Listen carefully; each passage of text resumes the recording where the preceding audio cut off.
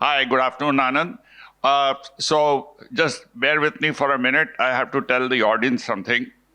Uh, I realized that destiny has it so assigned that I always land up in the graveyard shift.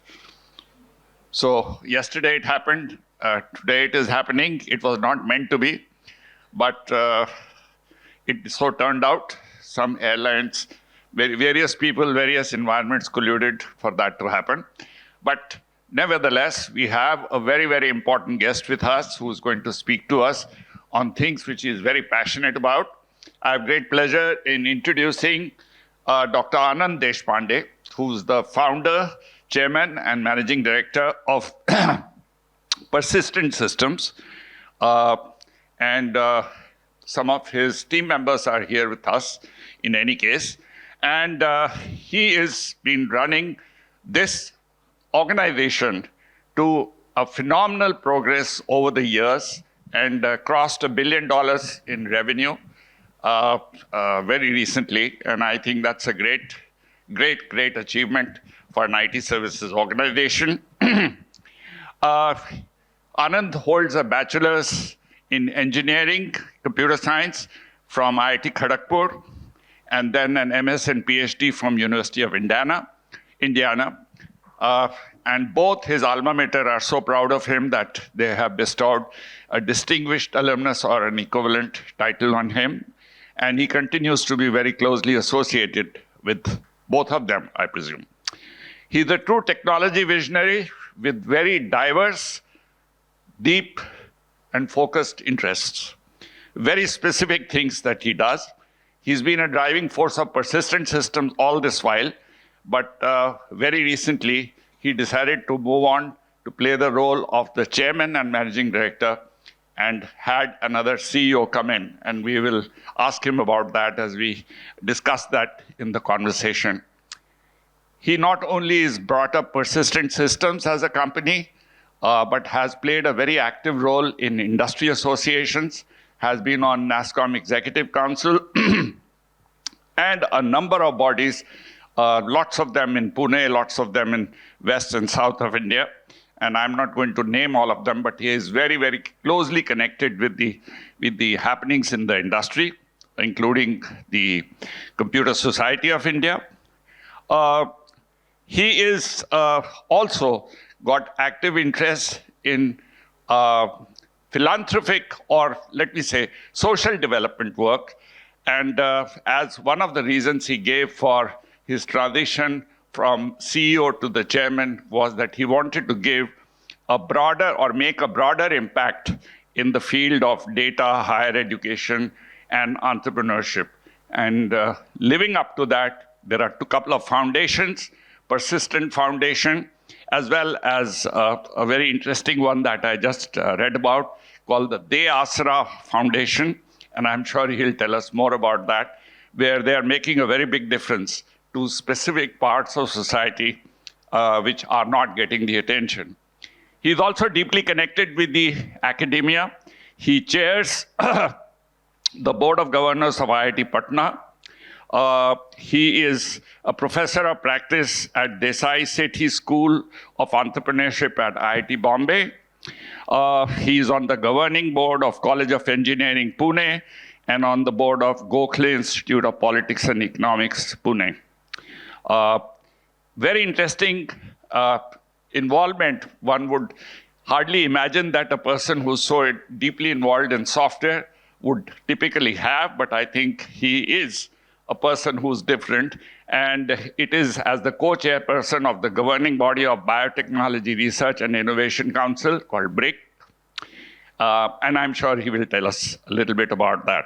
So overall, a very, very deeply involved person, and I think today he will enrich us with his experiences as well as some words of wisdom.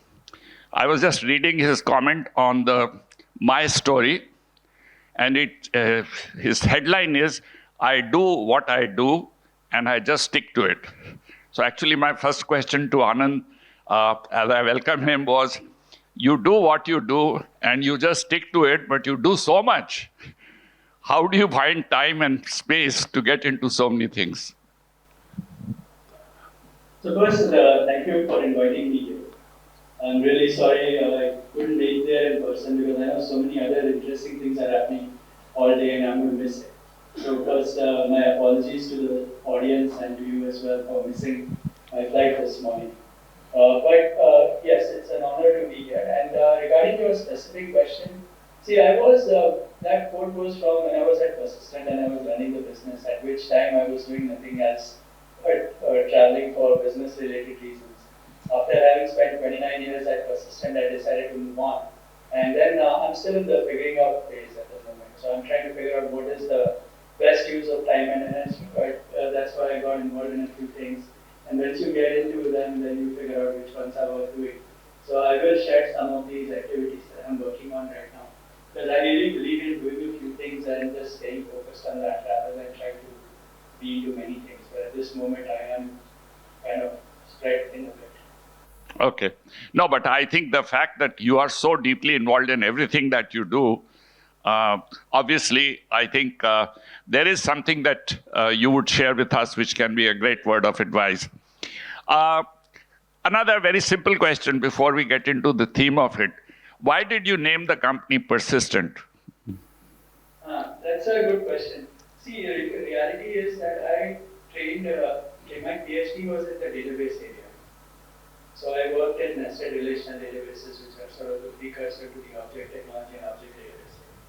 And when I was starting out Persistent, I was thinking data-related systems as the way to go. And if you think about it, persistent systems are systems that are persistent. So it's like a technical term for database systems. So that was the motivation for setting this up. But of course, persistent being a nice English word, it makes a good sense to say that we are not just persistent by being, but we are also persistent by reference and by value. And you have demonstrated that this morning again. You were persistent that you caught hold of us and say, I'm ready to speak to you on virtually, even though I'm not able to be here in person. But thank you very much. Thank you very much. So you are actually living up to the name that you have for your company. So I just wanted to get into the topic of discussion also. Our theme this year is talent before technology, the choice enterprises must make. What is your point of view on this comment? And how do you see your customers and the ecosystem around you responding to this? So I guess I've been in the business for the last 34 years and I've been in computer science for nearly 40 years. And we have seen lots of different technologies that have come in. And I think right now a lot of this is being referred to because of the immense progress made out of generative AI. But the reality is that technology trends keep happening, new things keep coming. But you always need good people to drive good technology. So I really believe that you need the right people in place, then they can drive technology, and as technology comes, they have to evolve with it. So I think we are in an interesting world where we need to focus on the people and encourage people to learn new things all the time because we really don't know what may be the new technology that's going to come in. And irrespective of what comes in, it's the talent that's going to make it possible to run that technology. Okay. So, How do you practice that in persistent systems? so I know we have our team there who's working with you very closely, and we are taking help from many sources to learn about new things. And it is hard, but a little bit of fear, a little bit of stick, and a little bit of carrot is all what we are trying to do. We are encouraging a large number of people to learn not just technology-related things, but anything that is possible. One of the experiments that I'm trying to work with Manoj is to encourage with the new education policy, we have the ability to have your own academic bank of credits. So we are signing up with local colleges to encourage people to take those classes with undergrad students, where you're working with 18 and 20-year-olds, so that you get a very different kind of perspective. Continuous learning is the key to success, and we are trying different ways to do it. But of course, it's very hard for everyone to keep learning all the time. Mm-hmm. And do you encourage your leadership teams as well to stay as focused as you expect the rest of the organization to? Yeah, absolutely. We are very much a geek organization, so a lot of techies involved in the company. All of them are expected to be certified in some sense. So all the senior leadership people who are running some of these AI teams, they have their own AI certifications or other technology certifications. So yes, I think we encourage all of the senior leadership team to also stay engaged on the So you crossed $1 billion in revenue in FY23. Was that right? That's correct. And that's a phenomenal achievement. Congratulations. I think all of us would like to give you a big round of applause on that. Many of us are admirers of your company and the way you have built the company. Deep technical expertise. I'm sure you would have had a rough climb in the early parts when the export markets were not yet fully open. And I think you had to put a lot of effort to build those specializations that you have. So I want to know, you have navigated all these or through all these transitions, and you also describe them in the format of S-curves. So talk to us a little bit about the history of S-curves and how the S-curves fit into your management style. So what I have observed and in general is that companies, when you look at growth of companies, it is not linear, but it's a sequence of S-curves. So you do a certain things, you see a wave, you see the business go up to a point, and then despite doing the same set of things, you tend to flatten. And at that point, you have to use something different to move from one orbit to the next orbit. And this is what I have been referring to as the sequence of S-curves as being orbits, and then we go through these orbits. So at Persistent, we see ourselves in the 6th orbit at the moment, having seen 5 different trends. And what I have found is that in each of these orbits, actually what works in the previous orbit doesn't really work in the future, and you need very different kind of leadership. You need the teams to also think very differently at every orbit. So each orbit shift is very hard for founders and for the management team, but unless you make that transition, you will not see growth for the business.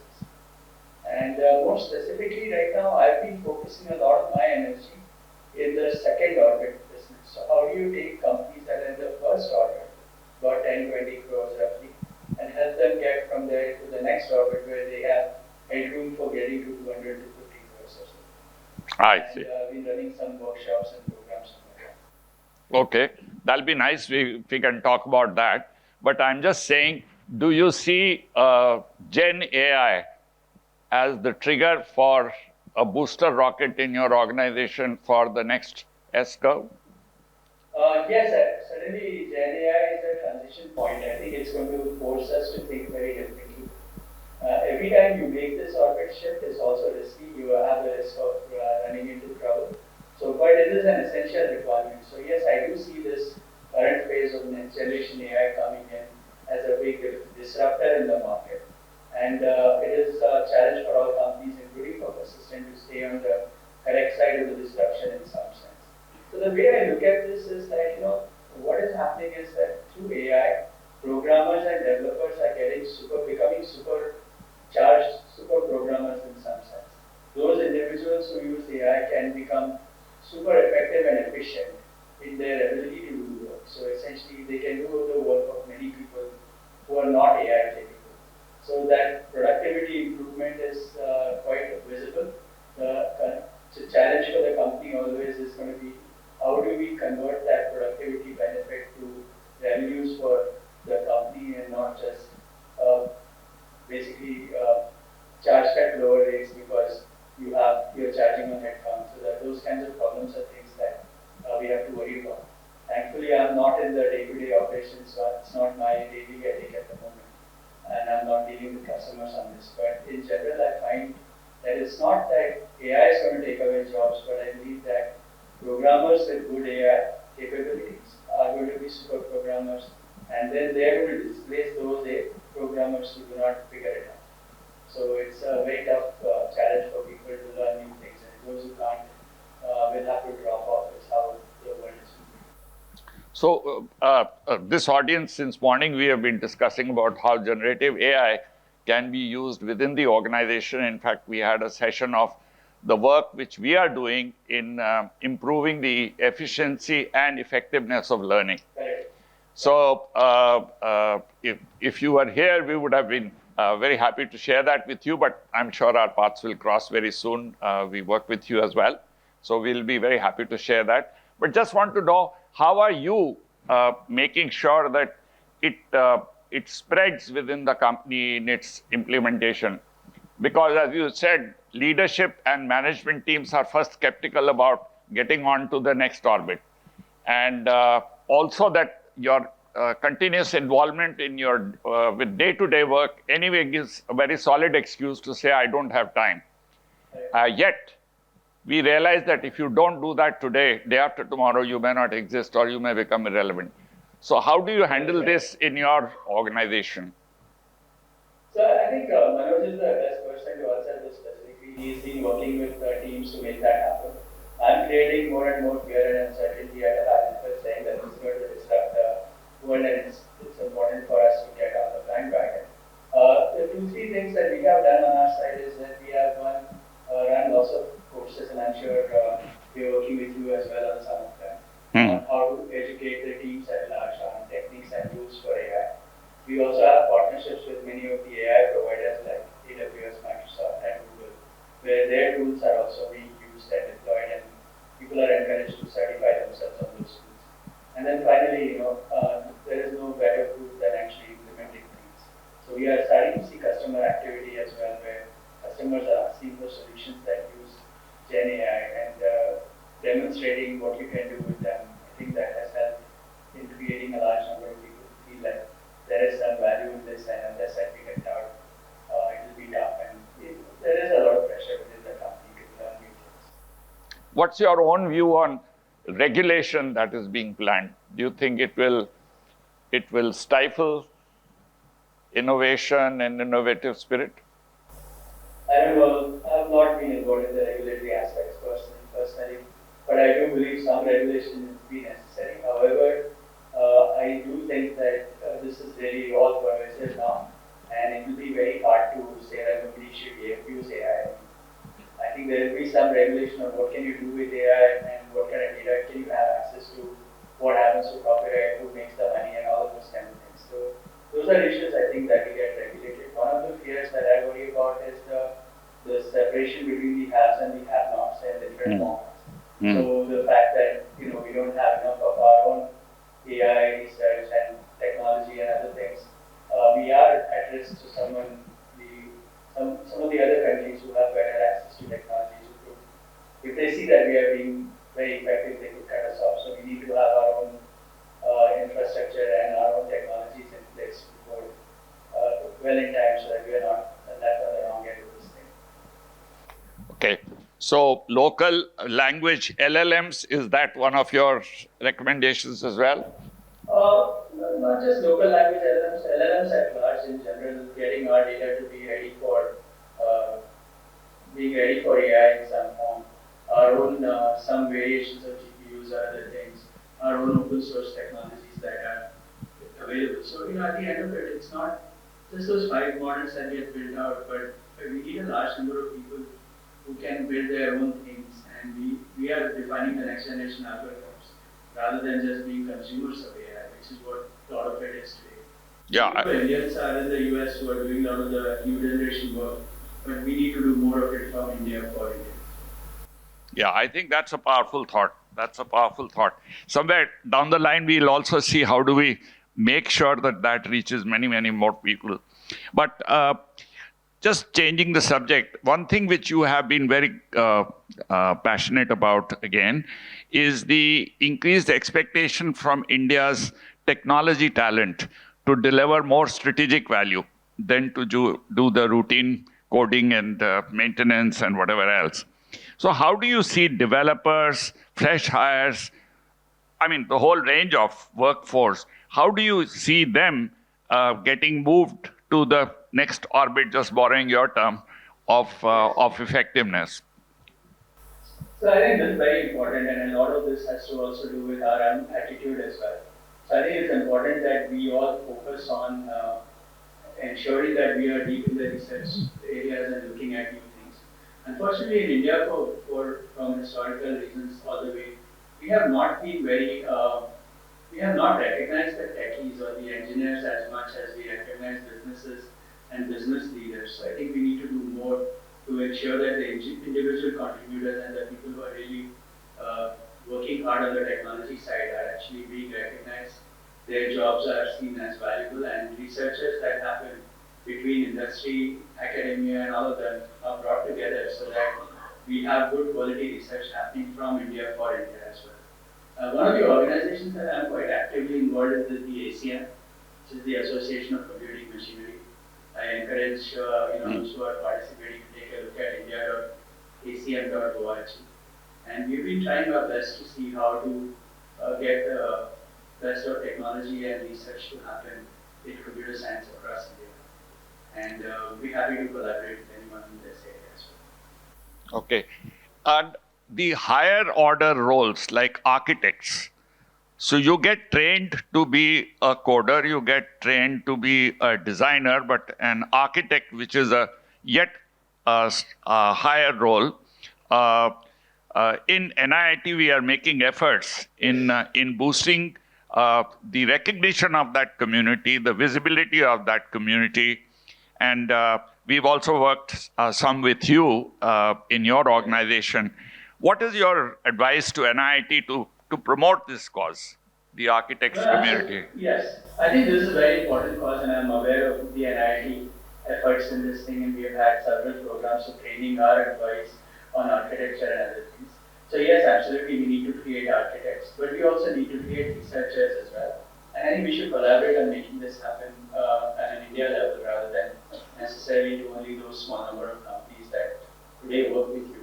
Because I think we need to create broader acceptance for research from India, and architecture being one aspect of it. But I think next generation algorithms or next generation science will happen when we apply computer science and technology to other areas as well. So bringing it all together at the research level, I think, would be very important. And I'd be happy to partner with you on many of these initiatives right now because I am quite working on some of them at the moment. And I really believe that we need to do this, and it would be fun to partner with you all. That was one of my reasons for coming as well, was to share with you some of those ideas. So I missed this opportunity, but I'll come back and see you one of these days and see how we can do this. We'll take you on this. We'll take you on this. And thank you very much for that offer. You've also been very deeply involved in higher education. And we have the new education policy, and you also talked of the Bank of Academic Credits and nano-credentialing to build a degree over a period of time, I think are some of the initiatives which many institutions are trying. At NIIT University, we are doing something similar. So what do you suggest the formal education system should do differently? Yes. Because on the one hand, employers, colleges and universities are producing engineers, brilliant engineers, but for jobs of yesterday. On the other hand, for jobs of tomorrow, organizations such as yourselves are looking for engineers who are trained in technologies of today and tomorrow. That gap still exists. How do we fill that gap? How do we get higher education system to get fully equipped? What are your recommendations? So I think let me set a little bit of context. So most of the times when you look at colleges today, they are training people in their early 20s. And those people who are in their 20s are probably born into after 2000. They're going to live past 100. They're going to work till 2080, 2085. So clearly, whatever you teach in college today is not going to be valid or clearly available to kids beyond a certain point. So unfortunately, colleges have missed this point. They are really focused on the first job and are trying to create people for the first job rather than for lifelong learning. So that's something that we need to address in a big way. I would like to see colleges provide continuous subscriptions for life to people at large rather than just to look at students as those who are there between the age of 15 and 22 for the undergrad and maybe up to 30 when they're looking at PhDs.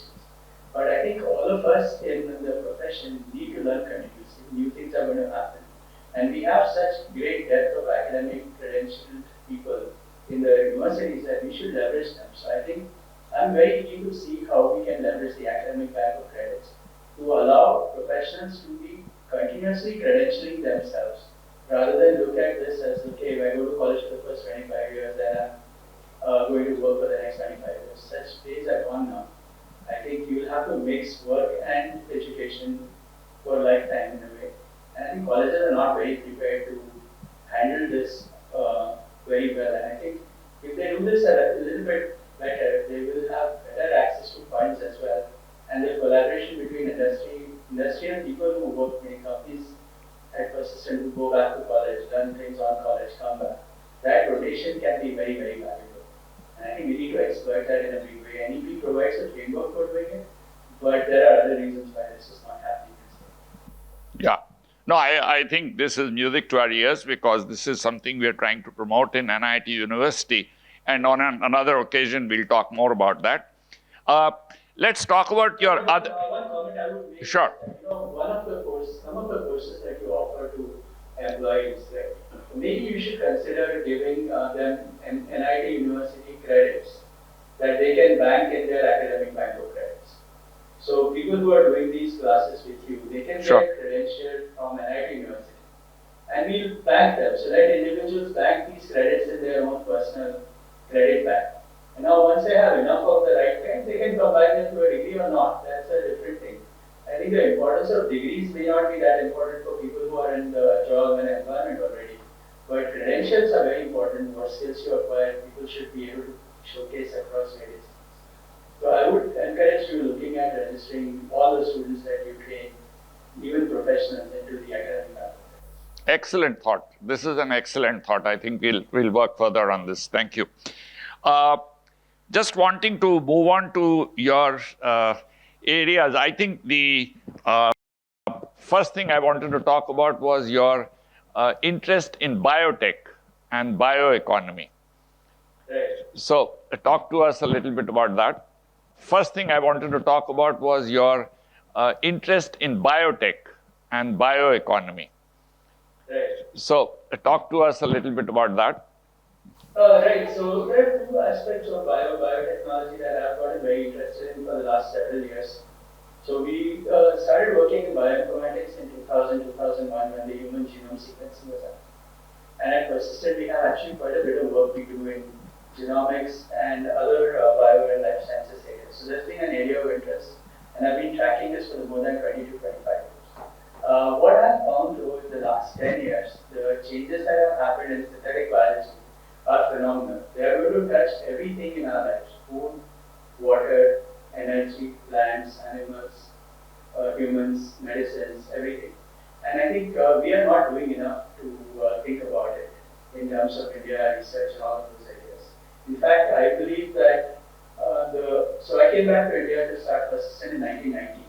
The situation that India was in when India was a $30 million software industry, today is 300 plus billion. That same excitement I see in the biology area for the next 25, 30 years. And if I'm looking at saying if I were to start a new career, I would definitely look at synthetic biology as a place to invest my time and energy, because I think the next 20 years, AI will do whatever it will do for other things, but AI is going to transform biology in a big way. And the kinds of opportunities that exist in this area are phenomenal.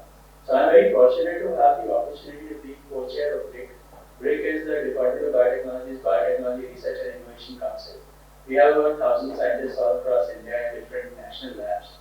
And I'm trying to see how to get them to work on AI and technology, and also try to find ways to take some of the work that they're doing in their research labs to translating them into businesses or products or whatever else that might come. So it's very exciting times to be in biology. Amazing. I'm sure somebody in the audience will have a set of questions on this for you. But I'll park that. Maybe if you're left with a little bit of time, I'll open it for questions from the audience. But let's talk a little bit about De Astra Foundation. Is it De Astra as the way I am pronouncing it? Yeah, that's right. Yeah. So let me give the history of De Astra. Actually is a sort of branding foundation. It's a personal philanthropy from our side. And D is from Deshpande and ASRA, the initials of the family members, my wife and two kids. So that's really the acronym for that. And the reason was that Deshpande Foundation, a very famous, my namesake has already taken it. He runs a phenomenal setup out of Hooghly, which I'm sure you're very familiar with. So the ASRA Foundation, we are focused on nano entrepreneurs, which are businesses that run between 1 in 10 employees and those who are less than 1 crore typically. So very small, food counters, beauty salons, dance classes, all kinds of things like that. Small services, small shops, all these kinds of things. The reality in India is that, and this may be somewhat surprising to the audience as well, that 95% of all businesses in India actually employ less than 20 employees. And 95% of those are nano entrepreneurs, less than 1 crore. 70% of all non-farm labor is in very small business. So while we focus on large companies, the IT industry, and the millions of jobs that we have created, we actually need to create almost 18 million jobs every year. And most of those jobs will happen in the very small businesses. And unfortunately, just like companies like you and I, we can go to McKinsey and others, these small businesses suffer. They have lots of gaps, and they're sort of in between. They are not really the gifts that government gives to the very small businesses, but they are not large enough for banks to support very well. So they are really an orphaned middle, as we call them. And we are trying to find a way to make sure that these tiny businesses succeed. So I have a 40 people team full-time working on this. And we have supported about 285,000 businesses so far. And the goal is to see how to get to 10 million. The numbers are very large. So we are, when we say 285,000, it's nothing actually in the whole market. There are like millions of such businesses. So we really need to do this at scale. And how do you make this happen? How do you support them? Okay. Yeah, that's a good question. So we found that there are 4 challenges that small businesses have predominantly. One is access to markets, access to credit, then access to compliance and regulations, and access to technology, and then finally access to people, which is everything else that goes around it. So what we have done is for each of these areas, we have identified a total of, over these areas, we have a total of 75 different processes that we have identified. So if you're a photographer, you want to be online, then that's a process. And for each of these processes, we have 4 things. One is a checklist, are you there? Second, DIY information to help you get there. Third, if you can't do it on your own, then you have a team that will help you do that for a fee. And then finally, we are trying to create benchmarks. So we have plotted everything that a very small business, like a franchise, would have online so that they can take it for free. And everyone doesn't have to reinvent the wheel in some sense. Very interesting. Very interesting. Okay. I want to pause here and see there are a lot of eager faces in the audience if they want to ask a question. Otherwise, I'll ask you one last question very soon. Anybody has a question? Yes, then you have to grab a mic somehow. And please identify yourself. Hello. Hi, I'm Shrikant, and my question is part of the BRAC, which we were discussing about. So what are the kind of entrepreneurial opportunities available? Like, in India, we depend on farming, and majority of us are agriculturalists. So what are the kind of opportunities we can look at as part of BRAC? And also utilize them for ensuring that we get more entrepreneurial opportunities. Yeah, so actually there are lots of opportunities on the entrepreneurial front as well. I think one of the things that is happening, and you'll see this across various parts, is that through DNA modifications and CRISPR kind of technologies, you can modify different substances to do different kinds of things. And you may have seen things like, plant meats and plant waste, no animal cell, all kinds of very interesting things that are coming in, modified foods, GM modified foods. So all of these things now we can do very precisely through CRISPR and other new technologies that have come in the last 10 years. So this is happening in a big way, and this will happen through entrepreneurs and startups. The challenge that I worry about is that, yes, you can do a lot of different kinds of things, and we have to make sure that we know what we are doing rather than be forced to take on things that come from outside. So I think there's a lot of research and entrepreneurship opportunities in the biotech space. I don't have enough time to explain this, and I'm not really that much of an expert to be able to give you a 2-minute overview. When you get to that level, then you can do that. It will take me about 20 minutes to explain this. I'll do another time. So today I'll pass at this point. Okay. Is there another question from anyone? Okay. Then I have one last question for you. Do you have a piece of advice for L&D professionals? Very much like you had some advice for higher education. Do you have some advice for the L&D professionals? Yes. So what I've been mentioning to everyone is that the L&D professionals should keep